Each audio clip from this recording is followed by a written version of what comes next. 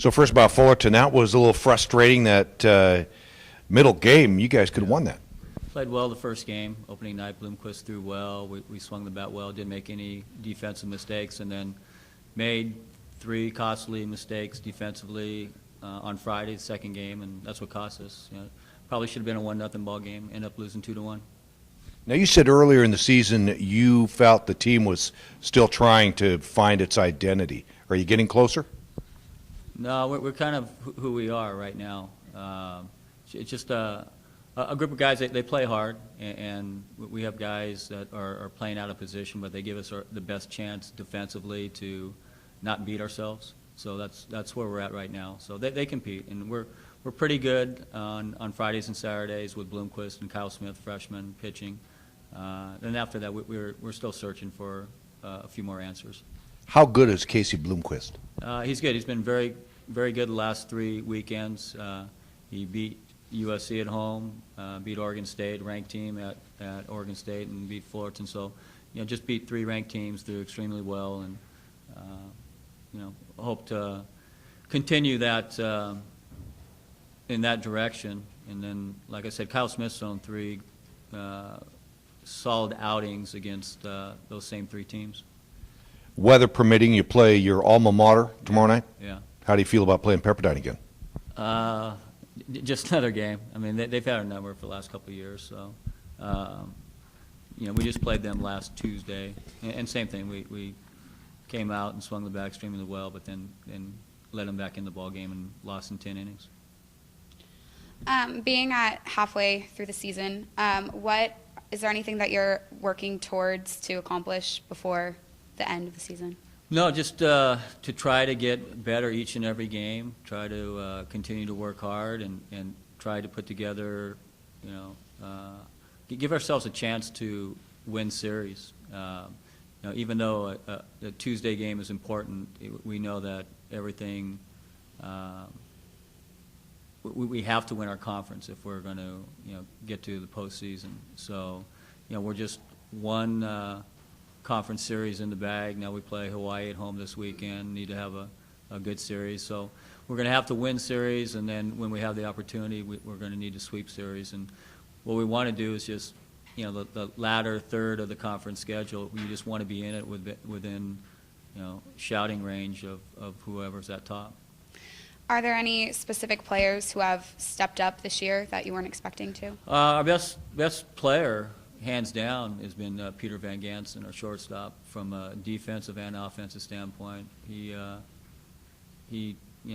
brings a lot of good things from both sides. And he's one of the best, defensive shortstops in the country, and I think he's leading our team in batting average and probably on base percentage, and just a tough out. So he's one that's really risen, and we've had some other, quality outings, but it's kind of been hit and miss where the consistency really hasn't been there. But now you're starting to see it a little bit with Bloomquist and Kyle Smith from a starting pitcher standpoint, and Danny Zandona has been as good as it gets for us out of the bullpen. Coach, you found a pretty good 1-2 punch with Zandona and Chris in the bullpen. Do you have any concerns that just the team lacks a power arm like Reed Riley that can really come in there and just shut people down and get the strikeouts when he needs them? Well, I mean, probably for the most part, we're not. We would like to have guys that can strike guys out, but we're not really at that point yet. I think on Game 3 of the Fullerton series, probably threw 4 freshmen into the mix, so they're just not quite ready yet, but they're getting valuable experience, and you're hoping that they continue to develop as the season progresses. But their better days are in the future. You'd always like to have somebody like a Reed Riley, but that's not always the case. I think last year, we led the Big West in strikeouts as a pitching staff, but you're not always going to be loaded like that. Do you think your recruiting efforts are just made more difficult with more competition in California than in places like, say Florida or Alabama, where there's just one big school, whereas here you've got our conference is just loaded, even Arizona schools. There's plenty of ball players in California. Just getting the right fit for Cal Poly, both from an academic standpoint and from a skill standpoint, baseball-wise. So you just have to, baseball. You look at the Major League draft. There's a lot of misses. Even from guys that are drafted in the first, second, third round. Not all those guys make it to the Major League. So baseball, it's a big guessing game, and you really don't know what you have until your players are here on campus and you start working with them. And a lot of it is you don't really know what their makeup's like until you start playing real games. So, and we find that that out every year, to where some guys are ready for this level, some guys aren't. That's a long one, Bert. What are you doing? Coach, you mentioned the freshmen getting more reps. Yeah. Is that kind of what you want to see on these Tuesday games? Yeah, I mean, like Zill, he'll start tomorrow for us, and we just want to see what he can do. And that way, at the end of the season, we have a better idea of where he stands, where our pitching staff stands, where our position players stand, and even if you can get a backup player, 30 or 40 at-bats, it means a lot going into his sophomore season. When you approach a 3-game series, is it kind of one game at a time? Is it winning the first 2? Or how do you guys as a team go into a series? It's just coming out and being ready from the first pitch, and it's really, I mean, you hear it all the time, but it's one pitch at a time, one inning at a time, one game at a time, and we've never looked ahead, and we've never looked at a series to where we have to win 2 out of 3 or we have to sweep.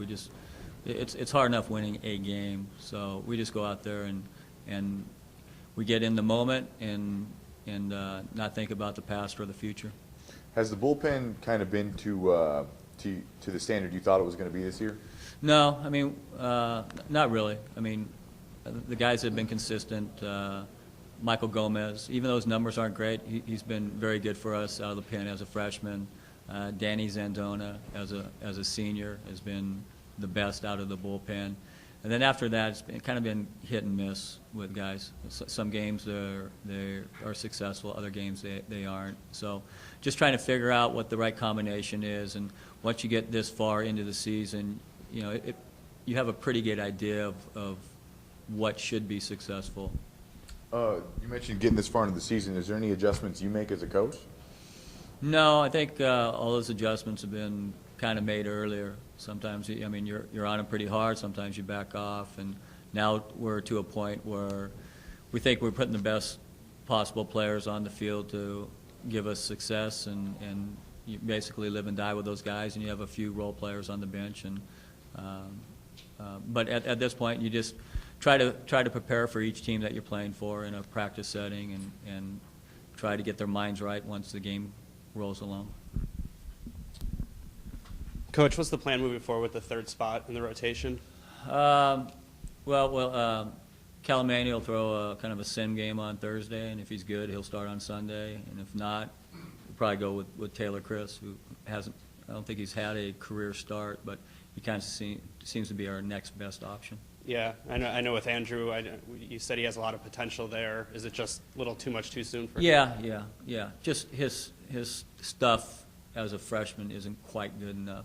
And the guys that are successful, you look at Bloomquist and Kyle Smith, they throw 3 pitches, they throw them for strikes, they're not scared, and it allows that type of a pitcher to be successful. You never have to give in to a hitter. You just watched the opening game last night. Schilling was talking about Wainwright, and they put up the K zone, and they had him pitching to a number of different batters, and that's exactly what he said, is that Wainwright doesn't have to give in to the hitters, and he's never in the middle of the plate. He's on both sides, and he's not. It's a bad feeling when you have to give in to a hitter, and you just have to say, okay, here's your fastball right down the middle, and that's tough as a coach when you have to go with that. But that's where some of our pitchers are right now, because they're just in their developmental process. They're just not at that stage, and you understand that as a freshman. And some guys are able to come in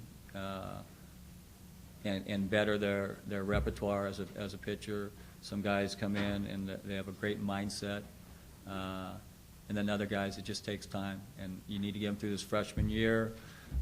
You send them out in the summer, they learn there, they come back in the fall, and they continue to develop, and hopefully sometime by their sophomore, junior year, they're really ready to be an impact guy at this level.